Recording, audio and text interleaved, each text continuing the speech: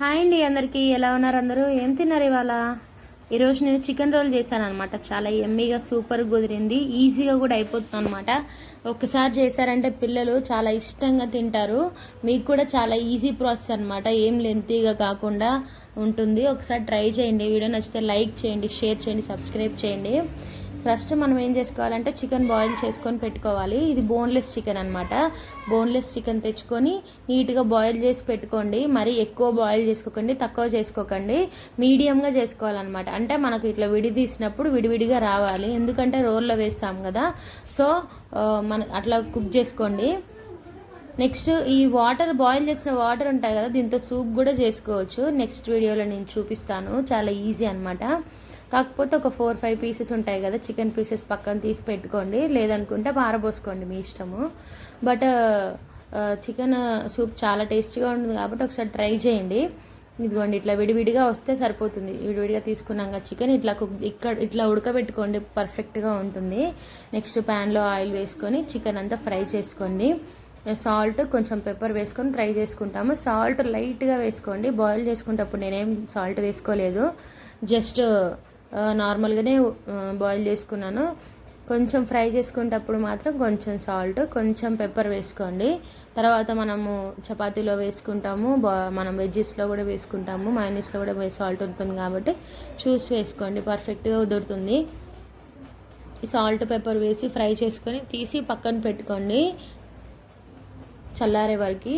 Next మనం ఏం చేస్తామంటే వెజ్జెస్ ఉంటాయి కదా, వెజ్జెస్ కట్ చేసుకోవాలి. నేనైతే వెజిటేబుల్స్ క్యాప్సికమ్ తీసుకున్నాను, ఆనియన్ తీసుకున్నాను, అలాగే నా దగ్గర క్యాబేజ్ కూడా ఉంది, సో క్యాబేజ్ తీసుకున్నాను. ఈ 3 ఐటమ్స్ తీసుకున్నాను.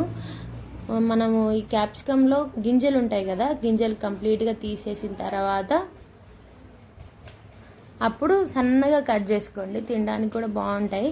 సన్నగా కట్ చేసుకోండి వెజ్జీస్ అన్నీ సన్నగా కట్ చేసి పెట్టుకున్న తర్వాత ఒక ప్లేట్లోకి తీసుకొని నీట్గా కొంచెం సాల్ట్, కొంచెం పెప్పర్ వేసుకొని కలుపుకోండి. ఎందుకంటే ఇట్లానే వేసుకున్నాం అనుకోండి, తినేటప్పుడు చప్పచప్పగా ఉంటాయి, తినాలనిపించదు, తీసి పక్కన పడేస్తారు పిల్లలు. సో కొంచెం సాల్ట్, కొంచెం పెప్పర్ వేసుకొని పక్కకు పెట్టుకోండి. ఇప్పుడు మనము చపాతీ పిండి ఉంటుంది కదా, దాంట్లో గోధుమ పిండి తీసుకున్నాను నేను.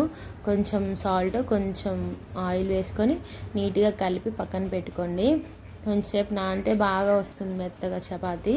తర్వాత మీరు బాగా వాటర్ వేసుకొని నీట్గా కలిపి ముద్ద చేసుకొని పెట్టుకోండి. అయితే నార్మల్గా చికెన్ రోల్స్ అంటే కొంచెం పెద్దగా చేసుకొని కట్ చేసుకుంటే బాగుంటుందని నేను పెద్దగా చేసుకున్నాను. ఇప్పుడు ఈ పిండిలో 2 చపాతీలు మాత్రం చేస్తాను. సో రొట్టెపీట కొంచెం చిన్నగా ఉంటుందని నేను ఈ ప్లేట్ పైన చేసుకుంటున్నాను. సన్నగా కొంచెం పెద్దగా చేసుకోండి, అప్పుడు బాగుంటుంది తినడానికి కూడా, చూడడానికి కూడా. సో నేను ఇది పెద్దగా నీట్గా ఒత్తేసుకున్నాను. ఈ ప్లేట్ ఎంత ఉందో అంత చేసుకున్న తర్వాత చూసారా ఎంత నీట్గా ఇట్లా వచ్చిందనమాట. వచ్చిన తర్వాత నీట్గా పెంక పైన వేసుకొని 2 వైపులా లైట్గా కాల్చుకోండి. మరీ మనం చపాతీలు తినడానికి కాల్చుకున్నట్టు కాకుండా లైట్గా కాల్చుకొని పెట్టుకోండి, సూపర్గా ఉంటుంది. నెక్స్ట్ మైనీస్ ఉంటుంది కదా, నేను శాండ్విచ్ వీడియోలో మైనీస్ ఎలా చేసుకుంటారో కూడా చూపెట్టాను వీడియో, దీనికంటే ముందు వీడియో. ఆ వీడియో కూడా కంప్లీట్గా చూసి మైనీస్ చేసి పెట్టుకోండి. మైనీస్ ఒక 10-15 డేస్ ఉంటుంది, స్టోర్ చేసి పెట్టుకోండి.